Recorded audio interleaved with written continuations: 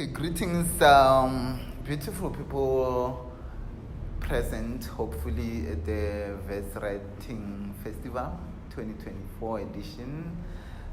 This is my attempt at making my presence because today I'm leaving Johannesburg, so I will not be present in person. I'm there in spirit.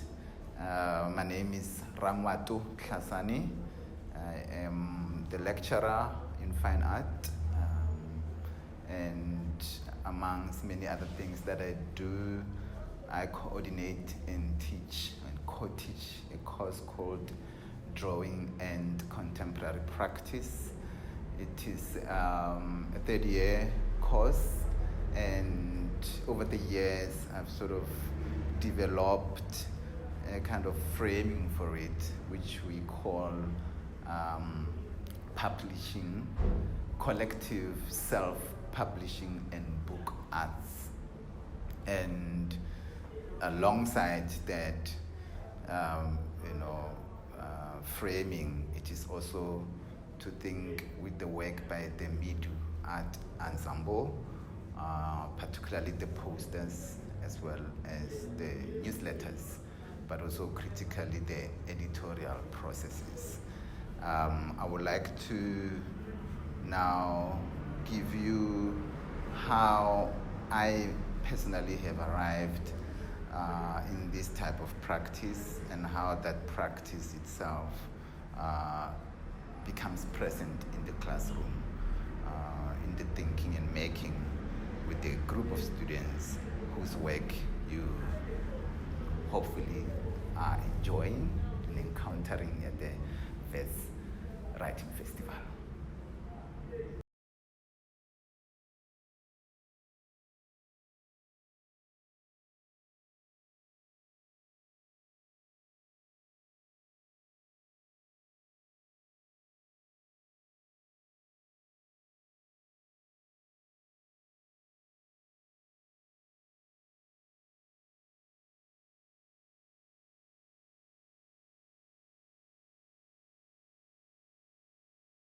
Cool. Look, I just brought quite a very small collection of material that I think could help put into perspective my own journey, as I said, into the world of collective self-publishing and how that also links to the work that students are doing, have been doing, when working with me. In front of me is a publication called CCTV, a zine for local ideas in global practice. This is a 2012 work that I and colleagues put together. It was an interesting process because this was, at first, we thought we are making a catalog for a group exhibition that was taking place at a space called King Kong.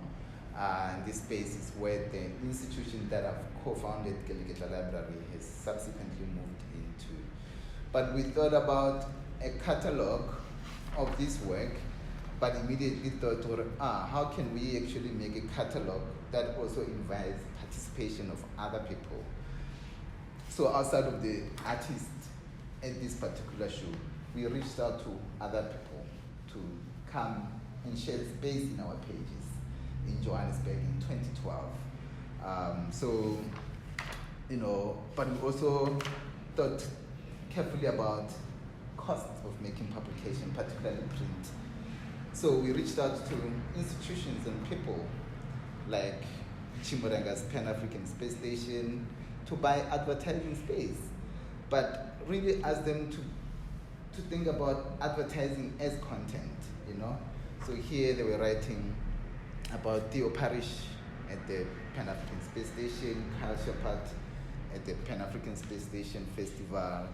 We reached out to Provesia, we reached out to Stevenson, who then had a project called Makwa Penny, which was a side project. So yeah, we asked people to contribute in ways that for us were quite unexpected. But perhaps people can see that the method of making aesthetically is a throwback to Medu Art Ensemble. So here we have several editions. These are actually digitally printed from the PDFs in our care, that is Gelegetla's care, and therefore the publication was following similar principle of access and sort of what we could afford in terms of spending, but also thinking about collective sort of mapping of thinking, of writing, of making in Johannesburg. So that's 2012. That was sort of our first publication, and this was way before thinking about zine making in relation to the Riso. So, for example, here we used silk screen covers and litho printing, which was almost similar to Medu, except they did not print the body with litho. Fast forward to 2015, I'm teaching this course, the one that I'm still teaching. So for term 1 of the year 2015, I challenge students to think with a monument that is up the road on Jorrison Street. It's a miners monument opposite the City of Joburg offices. I don't remember what came first, but it doesn't matter. It just means that there was a vibe in 2015 about monuments and what they mean. So Rose Must Fall happens. So basically we're just making weekly trips. Every Friday we will go to the monument and just look at it and think as artists. But alongside that, we were reading Because I Write What I Like. We were reading Ngugi wa Tingo's Enactments of Power, Pen Points, Gun Points, and Dreams towards a critical theory of the arts and the state in Africa, as well as another one of Ngugi wa Thiong'o's The Quest for Relevance in Decolonizing the Mind, the Politics of Language in African Literature.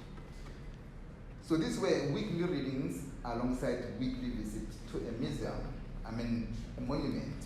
And what will happen is that the students will be tasked at raising critical questions at these texts, right? So raising questions back at the text that they are reading. So if you come closer, you will see the thinking and writing process. And then we will also invite people to come and speak with the students. So we had Risograph, Nolan Oswald Dennis, and Milisutantu Bongela, who ended up being thanked by this group of students. But I totally did not expect that when we went into second term, the students would decide to make a book. But that is because of the amount of critical texts and questions that they raised back at the text that they were reading, that they felt like a book would be the most sensible thing alongside the performances that they were tasked with. So they came up with this book of questions. The book is called Unthinkable, A Call to Come Together. So this was for their June exam. They asked, what is an African? What is contemporary African literature? How can we change the narrative or view of the African in European literature? How do we integrate African languages, literature, culture without excluding anyone or making them feel left out in institutional systems? How will we put Africa in the center of things when the world has been centered on Europe and still is? And on and on and on, the questions just keep coming and coming. I will make this book also available tomorrow as part of the library, these middle ones, so that people can have an idea. But 2015, when the students, by their own accord, decided that this is an exam work, and it's an exam work of all of them. So they challenged the examination process and everybody else. In other words, there was a proposal that a certain percentage of those marks go to the book as a collective mark, and the other percentage will be for the individual and collective performances. And I remember that it made the work of examiners very difficult, but the students were victorious in what they did. And that's when I started thinking, it's about time we get a Riso, because we have the archive of Medu for students to study Medu's practices and editorial processes and raise their own editorial questions of today while learning how to publish collectively and think about, their historical trajectory. And I remain humbled every year. Every year I am amazed at the standards. And lastly, I just want to show you this work here. This work is a letter to the Israeli military aggression and occupation to say to them that a luta continua, free Palestine, ceasefire now. And this letter is a remix of a poster by Medu Art Ensemble. So that is the Medu Art Ensemble work, and then this is the remix into Medu Art Ensemble. And I'm sure that for all you present there at the festival, you can see how this group of students also made similar posters, remixing Medu and talking to current issues, politically, socially, spiritually. I hope this helps give context about where this course is coming from, where it's going, and it gives me great pleasure that somebody, Sapo Matlingos actually, wrote on Facebook that the teacher's job is done when the students are the teachers. So yeah, I will leave it at that, and thank you very much. So students, take it away.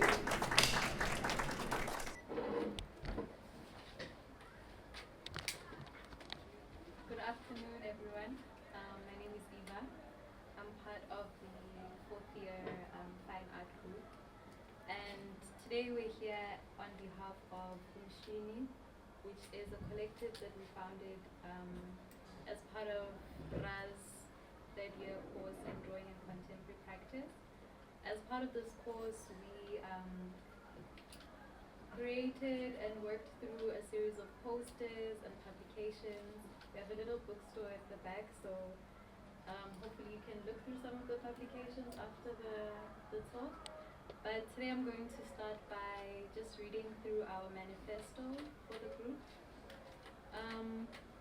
So Umshini is a group of fine art students who came together in creative response to the ongoing student protests that arise at the start of each academic year.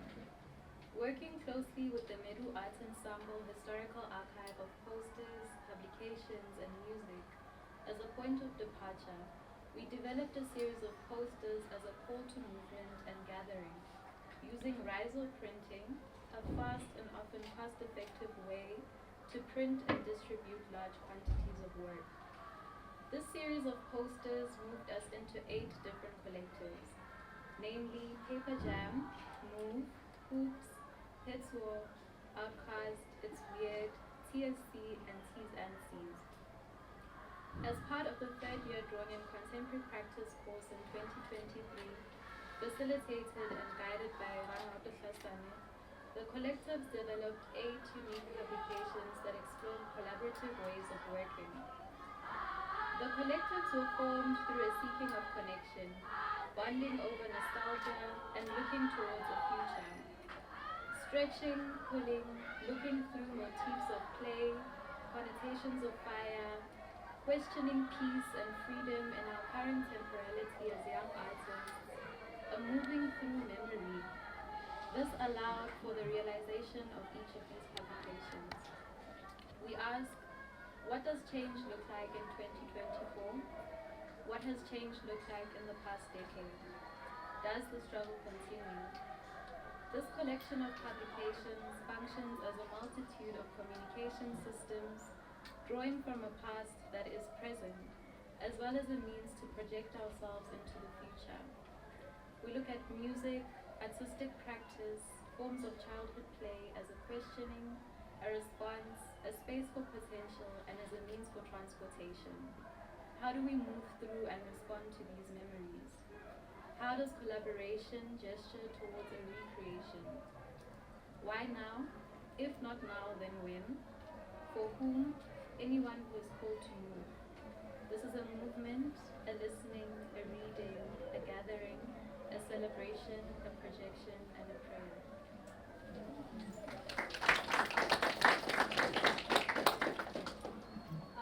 Okay. Hi guys. My name is Alex. I am part of New Work 24. But also more specifically, I'm a part of the collective Paper Jam. So this piece is not necessarily about Paper Jam. It's also about the Riso, and like as Eva said, that's where we print all of our publications on. And it's a very tactile experience working with the Riso. So this is a bit of a love letter to the Riso. I did not write it.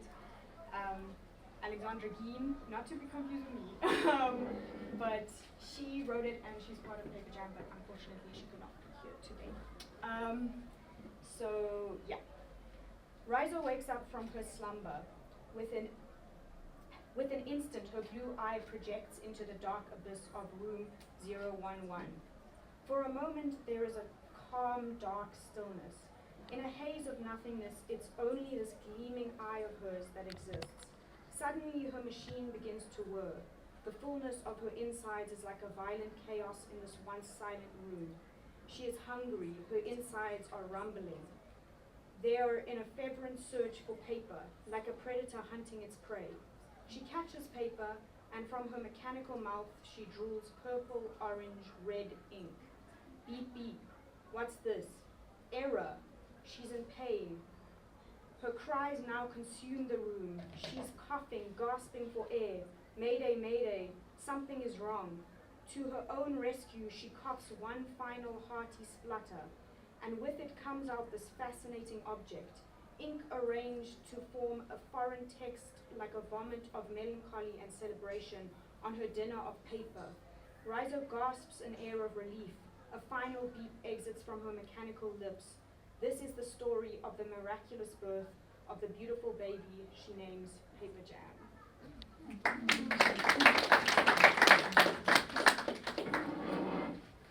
Good afternoon, everyone. My name is Mabontle, and I am part of the editorial team from New Work 24. So we are going to take you through a couple of publications, and I will briefly explain what they're about, and I'll read some extracts from them. So the first publication is from Hoops, and Hoops is a community, a sisterhood that prides itself on black girl magic. They use the experiences of nostalgia through igusha. Igusha is a stocking. It can also be a wig cap, and it can also be a stretchy material used to play games. And I'm going to read something that they wrote in their publication. Ligusha. Woza, ubophe. Mpo shouts at me as I walk over to the soft green patch of grass they've chosen to sit on today.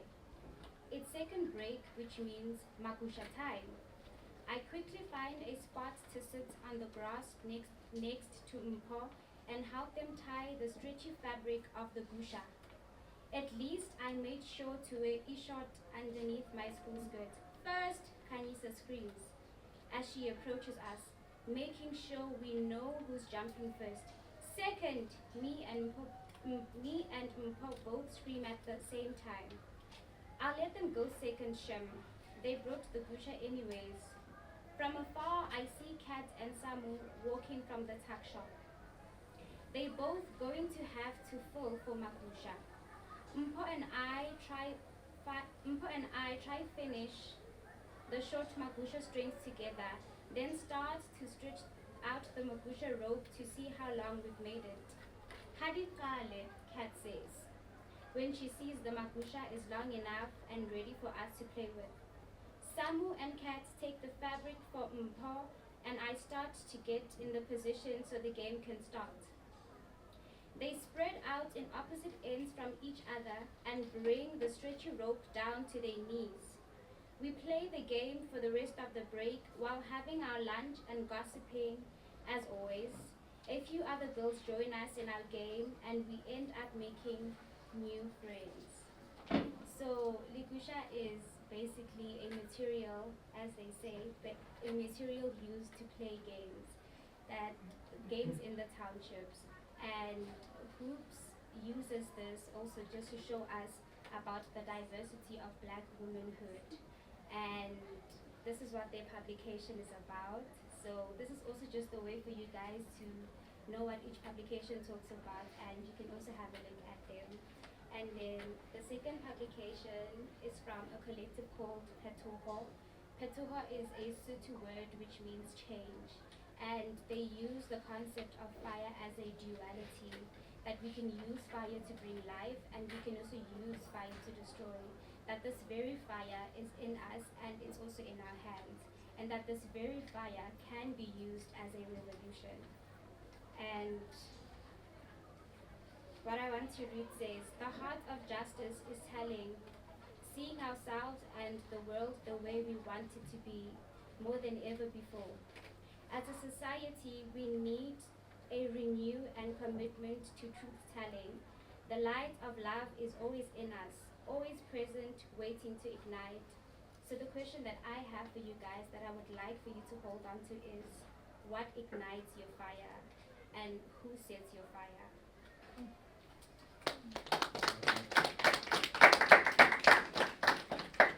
And then, this is from a collective called Move.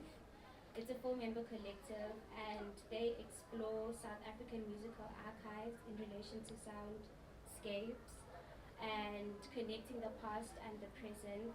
And they spent a lot of time at the Library of the Things We Forgot to Remember in Auckland Park, which is a library of South African musical archives and vinyls, and connecting the past and the present in relation to nostalgia, because vinyl is something that our generation is not familiar with, also in relation to where we come from.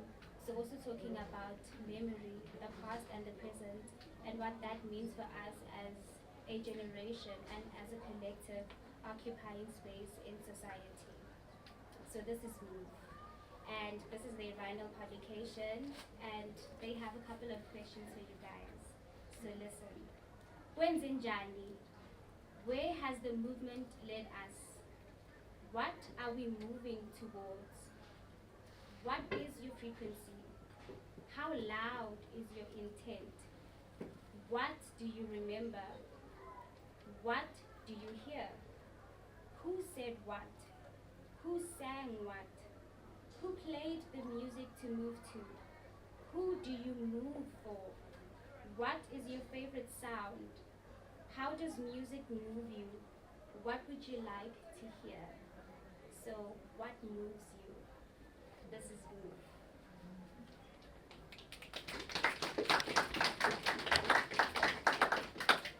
And then, last but not least, from my side, this is Paper Jam. And this is their publication called A Bible. They call it a Bible. And Paper Jam is their own community based on humor. They share inside jokes that no one else would understand but themselves. They are that friend that you need. And I'm going to read from their 10 commandments. 1, don't pick up the phone.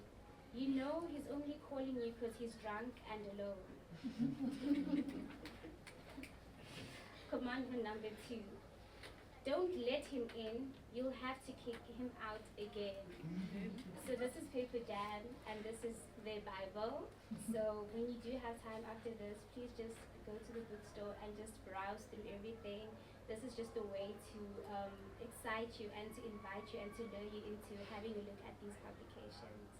Thank you.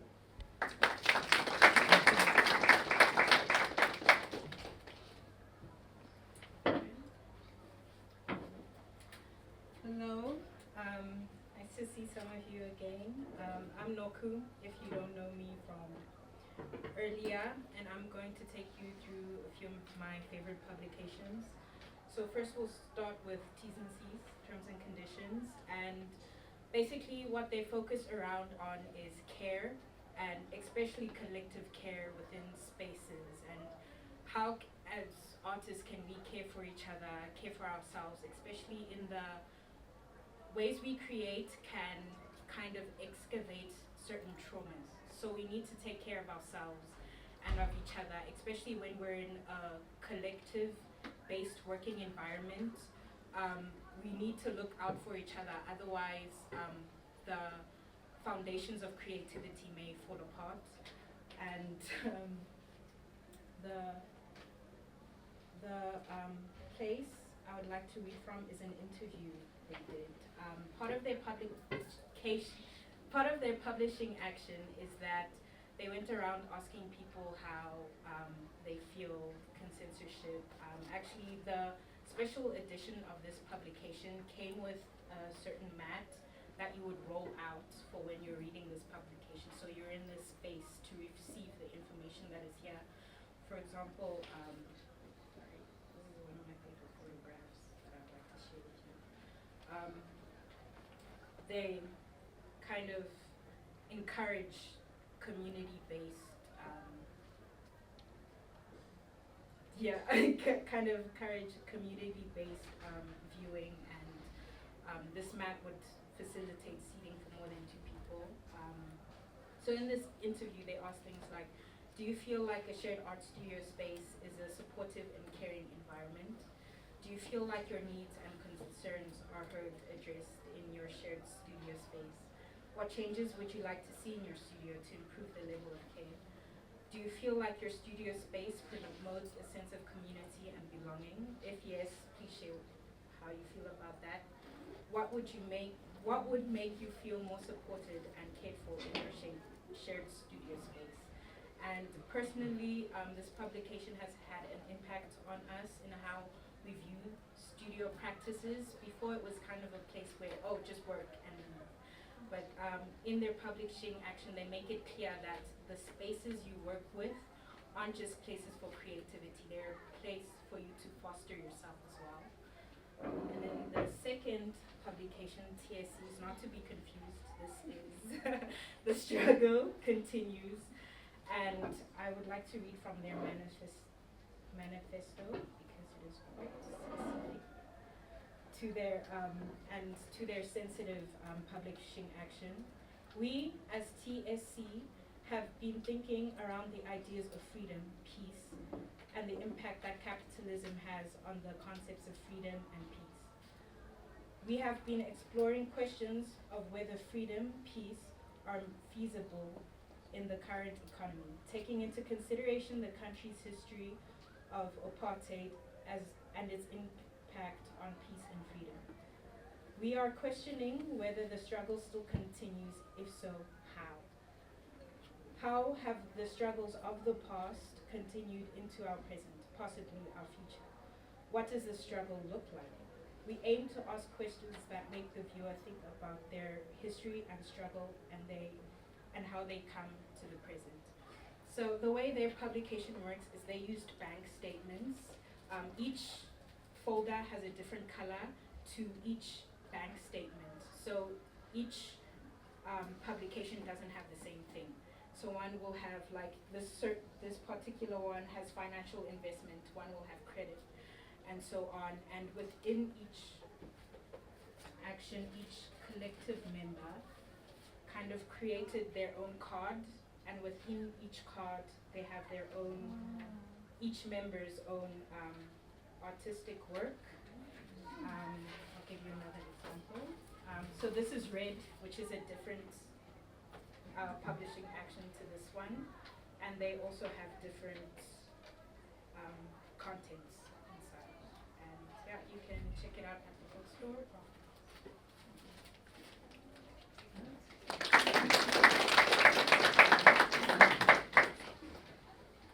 Hello everyone, my name is Saki. I'm also a part of the 4th year New Work 24. Unfortunately, the two collectors I'll be talking about, their publications have run out of stock. though I'm about to tell you about the two collectives, Outcast and It's Weird. So both of these collectives have like a common shared consciousness in that they celebrate individualism through their own artist practice. It's Weird celebrates their individualism through what is lost during the art practice to make the kind of art that they make. And with Outcast, Outcast was made from members who unfortunately didn't agree with the groups that they were in before. So it's Outcast. And they also practiced, well, their collective practice involved their own individual practices. And those individual practices were based on themes such as identity, intersectionality, art collection, and mental health. And they ended up having to make like interviews and like quite personal interviews and posters and asking people on a more personal level about their individualism. So I feel like the question that I have gained from both of these individual concepted, I don't know if I'm saying that right, concepted collectives is that through what you have lost, how do you celebrate the individual you are today?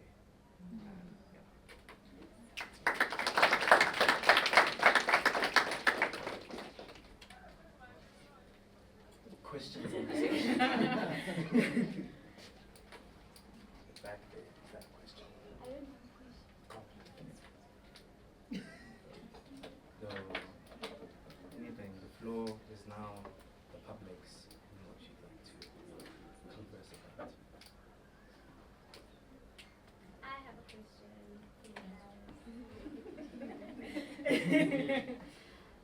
My first question is, based on the first publication that I showed you, which speaks about community, I would like to ask you, what does community look like? What is community to you, and what does community look like for you? And also, what moves you, and who do you move for in relation to community? I want to answer that in a sideways way. Don't want to speak about my own community because I've spoken enough today. But I think that one of the things that I find really powerful about all these practices is the idea of publication as gathering point. That what do we come together around, and all the communities I've been with, that idea of having something, a text or something you're creating together as a way of gathering, I think is the way that for me has developed friendships. And so I think that there's something really interesting in your practice. And I guess to ask a question out of that back at you guys would be, what role do you guys see the publication as playing within that, and what does it allow to facilitate that might not have been possible if you were just hanging out, let's say?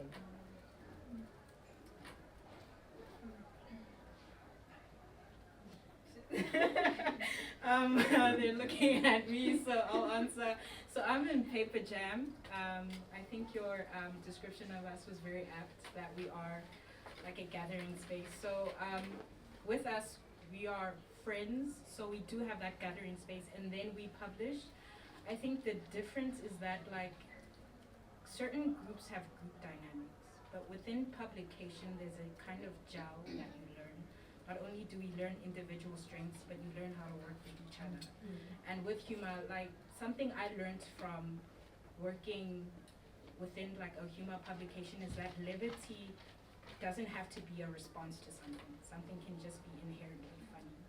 And I learned that through other people. So something that I learned through working with my friends versus just hanging out with my friends is that certain, I can't find the word for it, certain qualities or skills that you wouldn't find just chilling and talking. So work ethic, I know Alex keeps a tight schedule. Me, I don't believe in the concept of time.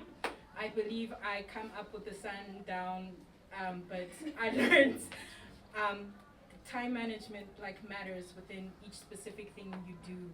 From Zinhle, I learned that levity is not a response. From Boy2, I learned mastering your equipment makes things run smoothly. But then when we're hanging out, I'm not looking for things. to kind of exchange. It's just an equal kind of, yeah. I have a question for you guys. So I saw you 2 times now, or the second time. The first time at Javed, where you presented, and that was really in depth. And I really appreciate one thing, that you are so different from each other, like the publication. And I always thought, like, wow, going through those different zines and forms, and how you deal with text, the material, and print, the Riso print. So if anyone who doesn't know Riso, it is a Japanese printing company, and they are based on stencil, and it is an ink drum, so it's a full ink. And it is actually like a silk screen. It's super eco-friendly, because you only have a stencil to reproduce one color and then the second color. So usually you do 2 colors or 3 colors. It has this kind of post-digital look, and differently from the Xerox machines that you have here all over the campus, they eat electricity, they chow plastic, they create garbage. And so Riso is really a very haptic experience, so please also go and look at it. But I want to ask something different. How did you go about writing? Your pieces are very personal, but also that they are collective. Just give us an idea in your class, because you were 3rd years and you're working towards 4th year, right?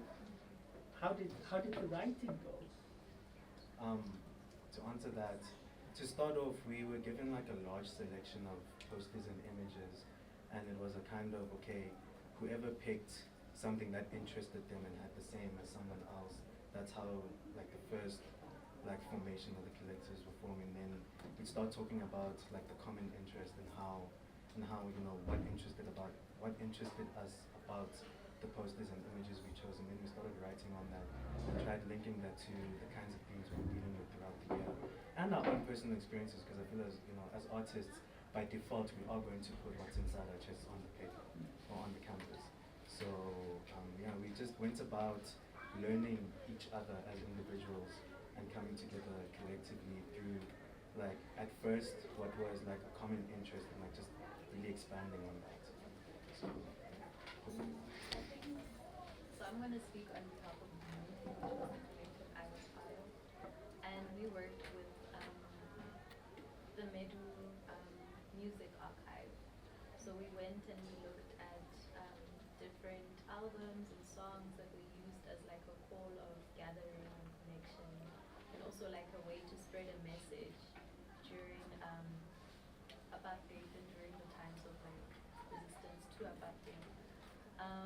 And I think the writing, or our writing in particular, was so heavily influenced by the actual like lyrics of the song, seeing how we could like play with lyrics, seeing how we could like rewrite and remix lyrics to conceal certain things, to highlight certain things.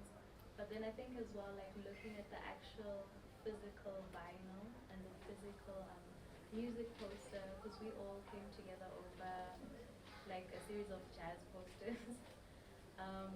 But we looked at the writing of the vinyl, so looking at like clever ways that titles were written, or sort of the text that existed inside the vinyl, on the back of the vinyl.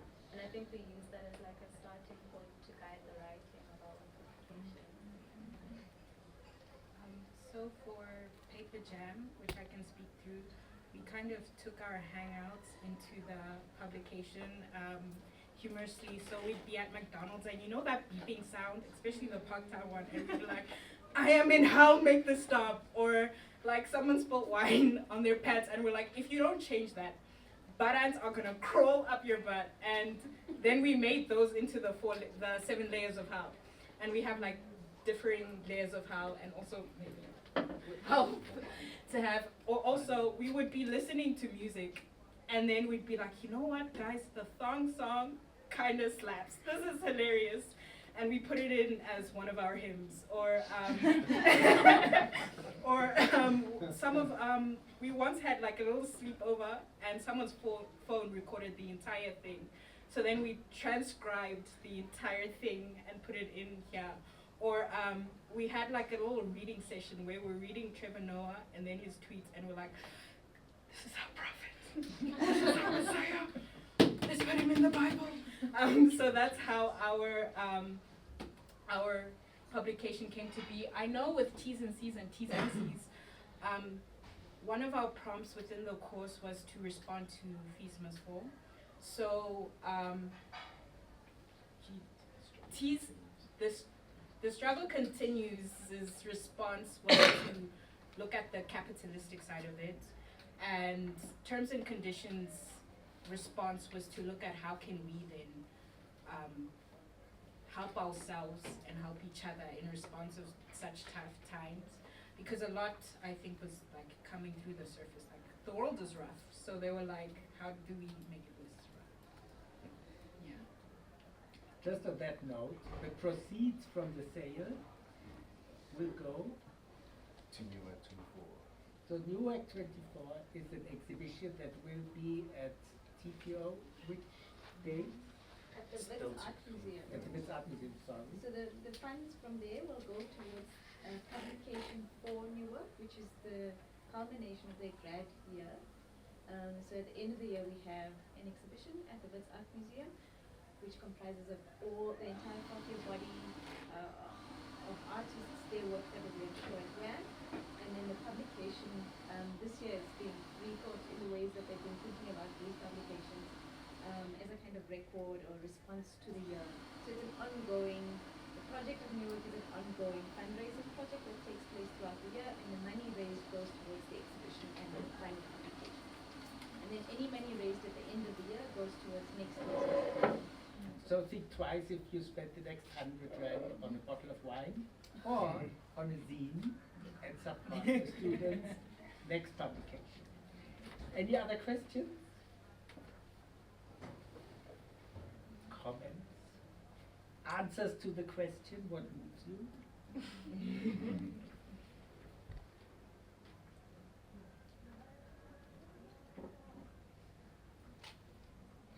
I think people are tired.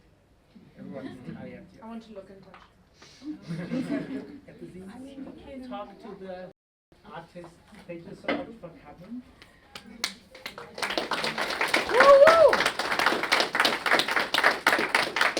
So we have half an hour break for tea and zines, and after that, we will continue at the Humanities Grad Center in the seminar room.